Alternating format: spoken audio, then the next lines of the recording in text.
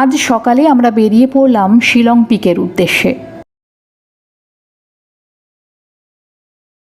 কিন্তু সেখানে পৌঁছতেই শুরু হলো ভীষণ রকম বৃষ্টি।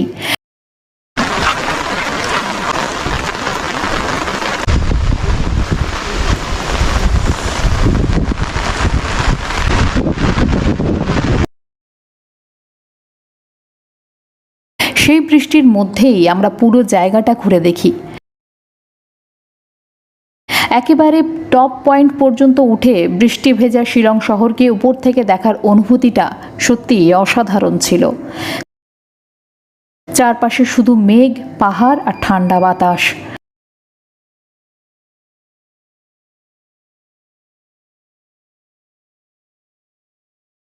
পুরো পরিবেশটাই যেন অন্যরকম একটা অনুভূতি দিচ্ছিল।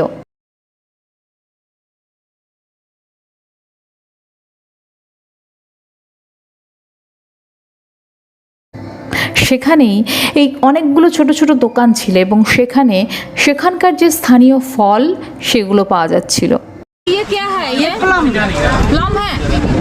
আমরা সেগুলো টেস্ট করি।